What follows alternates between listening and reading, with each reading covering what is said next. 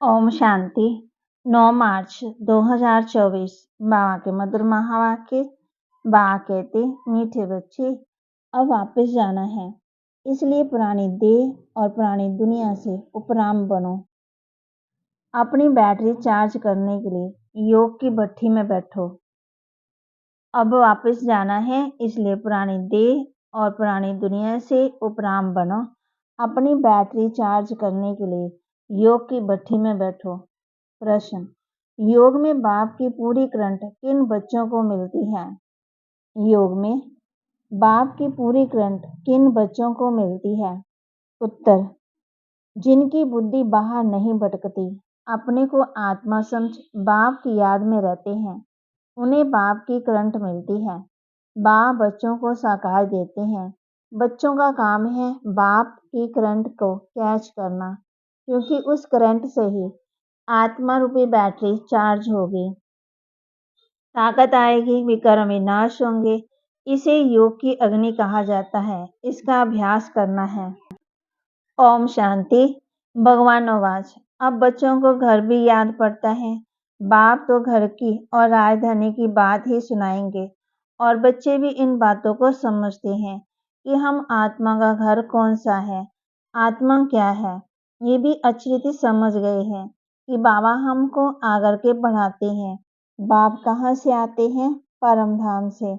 ऐसे नहीं कहेंगे पावन दुनिया बनाने कोई पावन दुनिया से आते हैं, नहीं। बाप कहते हैं, मैं सतयुगी पावन दुनिया से नहीं आया हूँ, मैं तो घर से आया हूँ।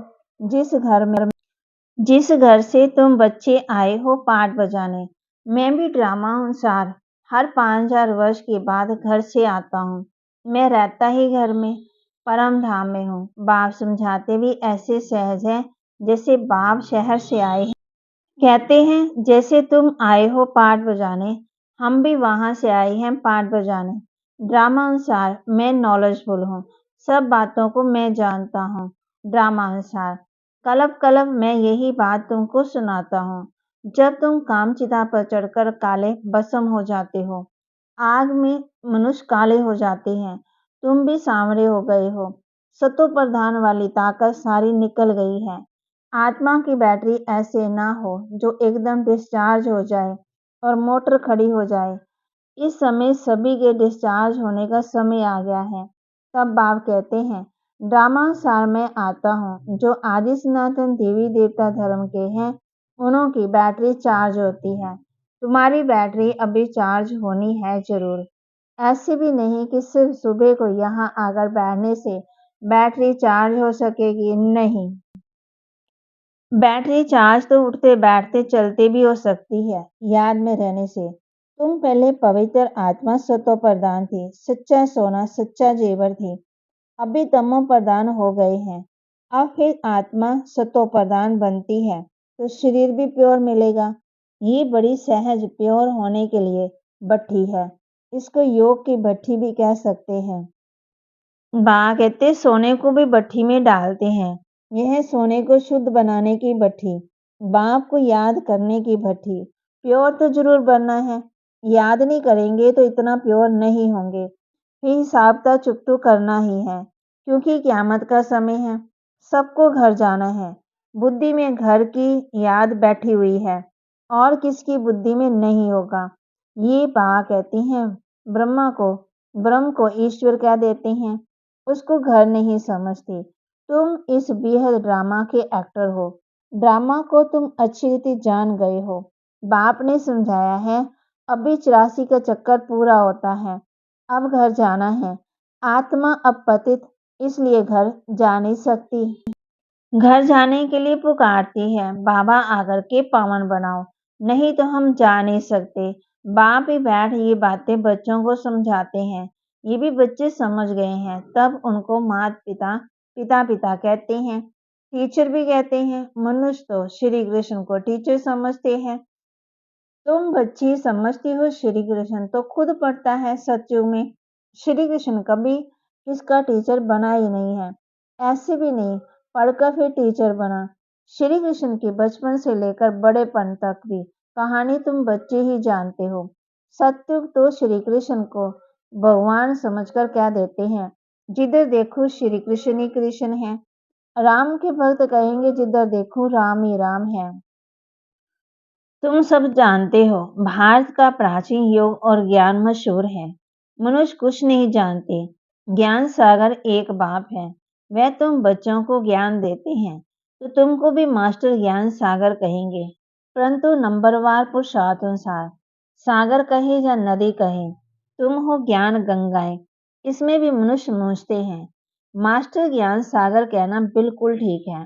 बाप बच्चों को पढ़ाते हैं। मेल फीमेल की बात नहीं है। वर्षा भी तुम सब आत्मा लेती हो, इसलिए बाप कहते हैं देही अभिमानी बनो। जैसे मैं परम आत्मा ज्ञान सागर वैसे माँ कहती जैसे मैं परम आत्मा ज्ञान सागर वैसे तुम भी ज्ञान सागर हो। मुझे परम पिता कहा जाता है। मेरी ड्यूटी सबसे ऊंची है। राजा रानी की ड्यूटी भी सबसे ऊंची है। इसलिए देही अभिमानी भव। सब आपस में भाई भाई हैं। बाप कितनी मेहनत करते हैं।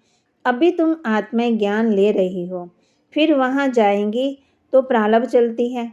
वहां सबका माँ कहते हैं वहाँ सब मिलजुल के प्रेम से रहते हैं। किसको रिगार्ड देना किसी को ना देना ऐसे नहीं। वो लोग कहते हैं हिंदू मुसलमान भाई भाई, परंतु एक दो को वह रिगार्ड नहीं देते। बहन भाई भी नहीं, भाई भाई कहना ठीक है। आत्मा यहाँ पाठ बजाने आई है, वहाँ भी भाई भाई होकर रहती है। घर में जरूर सब भाई भाई होकर रहेंगे। बहन भाई का चोला तो यहाँ छोड़ना पड़ता है। भाई भाई का ज्ञान बाप ही देते हैं। आत्मा भुरकुटी के बीच रहती है। तुमको भी नजर यहाँ डालनी है। हम आत्मा शरीर रूपी तख्त पर बैठे हैं। ये आत्मा का सिंहासन में अकाल तख्त है। आत्मा को कभी काल नहीं खाता। सबका तख्त ये है, भुरकुटी के बीच में। इस पर वह अकाल आत्मा बैठी है। कितनी समझने की बातें हैं। बच्चे में भी आत्मा जाती है तो भुरकुटी के बीच में बैठती है। वो छोटा तख्त फिर बड़ा होता जाता है। फिर बच्चा आत्मा जैसे यहाँ घर में आत्मा को भोगनी पड़ती है, तब पश्चाताप करते हैं। हम कभी पाप आत्मा नहीं बनेंगे। आधा कलप पाप आत्मा बनते, अब बाप द्वारा पावन आत्मा बनते हैं। तुम तन मन धन सब कुछ बाप को देते हो। इतना दान कोई जानते नहीं है। दान लेने और देने वाला भी भारत में ही आता है। ये सब महीन बातें हैं समझने की।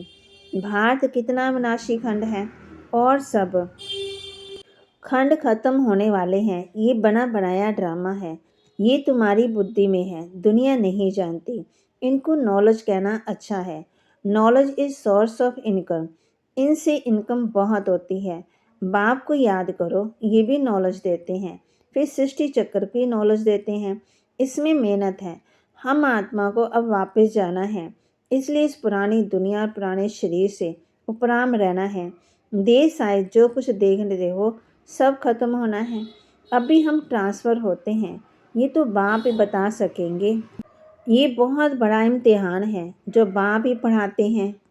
इसमें किताब आदि की दरकार नहीं है। बाप को याद करना है। बाप 84 का चक्कर समझा देते हैं। घोर अंधेरे में बाप आते हैं। तुम अभी जगे हो, मनुष्य तो जगते नहीं हैं। कितनी तुम मेहनत करते हो, विश्वास नहीं करते कि भगवान आकर के इन्हों को पढ़ाते हैं। जरूर कोई में तो आएंगे। अब बाप आत्मा को राय देते हैं, ऐसे ऐसे करो जो मनुष्य समझ जाए। तुम्हारे लिए तो सहज है, नंबरवार तो है ही। स्कूल में भी नंबरवार होते हैं, पढ़ाई में भी नंबरवार होते हैं। इस पढ़ाई में बड़ी राजाई स्थापन हो रही है। पुरुषार्थ ऐसा करना है जो हम राजा बने। इस समय जो तुम पुरुषार्थ करेंगे वह कल्प कल्पांतर करते रहेंगे। इसको ईश्वरी लॉटरी कहा जाता है। किसी को थोड़ी किसी को बड़ी लॉटरी होती है। आत्मा जैसा कर्म करती है ऐसी ही लॉटरी मिलती है। कोई गरीब बनते कोई शाहूकार। इस समय तुम बच्चों को सारी लॉटरी बाप से मिलती है। इस समय के पुरुषार्थ पर बहुत मदार है। नंबर 1 पुरुषार्थ है याद का। तो योग बल से स्वच्छ तो बनो।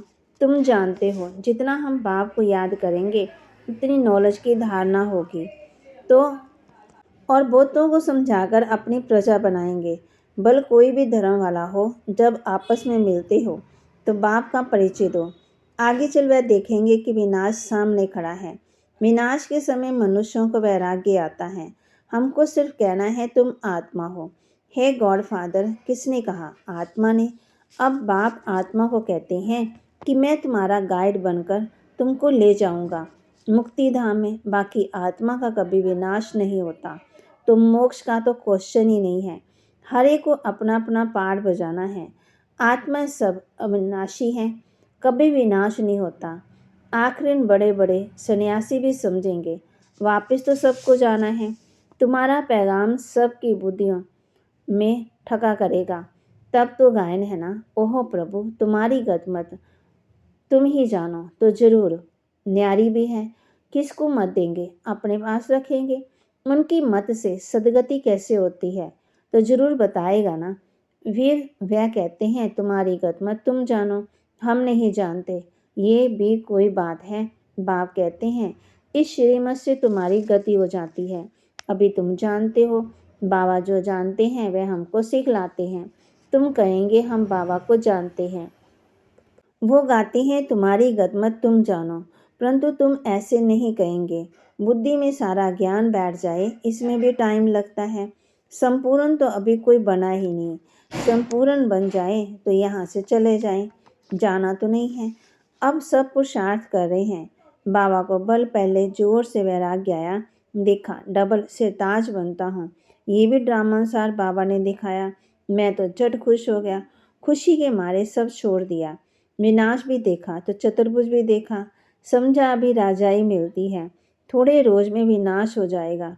ऐसा नशा चढ़ गया। अभी तो समझते हैं ये तो ठीक है, राजधानी बनेंगी, ये बोतों का राजाई मिलनी है। एक हम जाकर क्या करेंगे, ये ज्ञान अब भी मिलता है। पहले खुशी का पारा चढ़ गया। पुरुषार्थ तो सबको करना है। तुम पुरुषार्थ के लिए बैठे हो, सुबह को याद में बैठते हो। ये बैठना भी अच्छा है। जानते हो बाबा आया है, बाप आया है या दादा आया है, ये तो गुड़ जाने, गुड़ की गोथरी जाने। एक एक बच्चे को देखते रहेंगे, एक एक को बैठ साकाश देंगे। योग की अग्नि है, योग अग्नि से उनके विक्रम भस्म हो जाएं। जैसे कि बैठकर लाइट देते हैं, एक एक आत्मा को सर्च लाइट देते हैं। जैसे बाप कहते हैं मैं हर एक आत्मा को बैठ करंट देता हूँ तो ताकत बढ़ती जाए। अगर किसकी बुद्धि बाहर में होगी तो फिर करंट की कैच नहीं कर सकेंगे। बुद्धि कहाँ ना कहाँ भटकती रहेंगी, उनको मिलेगा फिर क्या। कहते हैं तुम प्यार करेंगे तो प्यार पाएंगे। बुद्धि बाहर बढ़ती रहेगी तो बैटरी चार्ज नहीं होगी। बाप बैटरी चार्ज करने आता है, उनका फर्ज है सर्विस करना। बच्चे सर्विस स्वीकार करते हैं, वह नहीं, ये तो उनकी आत्मा जाने किस ख्यालत में बैठे हैं। ये सब बातें बाप समझाते हैं। मैं भी परम आत्मा हूँ, मुझ बैटरी के साथ योग लगाते हो, मैं भी साकाश दूंगा। बहुत प्यार से एक एक को साकाश देता हूँ। तुम तो बैठेंगे बाप को याद करने। बाबा कहते हैं मैं एक एक आत्मा को साकाश देता हूँ, सामने बैठ लाइट देता हूँ। तुम तो ऐसे नहीं करेंगे। जो पकड़ने वाले होंगे वह पकड़ेंगे और उनकी बैटरी चार्ज होगी। बाबा दिन प्रतिदिन युक्तियाँ तो बताते रहते हैं, बाकी समझा ना समझा ये तो नंबरवार स्टूडेंट पर मदार है। तुम्हें बहुत तरावटी माना ताज़ा माल मिल रहा है, कोई हजम भी करे ना। बड़ी लॉटरी है, जन्म जन्मांतर कल्प कल्पांतर की लॉटरी है। इस पर पूरा अटेंशन देना है। बाबा से हम करंट ले रहे हैं। बाप भी बुरकुटी के बीच में बैठा है, बाजू में। तुमको भी अपने को आत्मा समझ बाबा को याद करना है, ना कि ब्रह्मा को। हम उनसे योग लगाकर बैठे हैं, इनको देखते भी हम उनको देखते हैं। आत्मा की बात है। अच्छा, मीठे मीठे सिकिलते बच्चों प्रति माता पिता बाप दादा का याद प्यार और गुड मॉर्निंग। रूहानी बाप की रूहानी बच्चों को नमस्ते। रूहानी बच्चों की रूहानी बाप दादा को दिलवा जान सिकवा प्रेम से नमस्ते।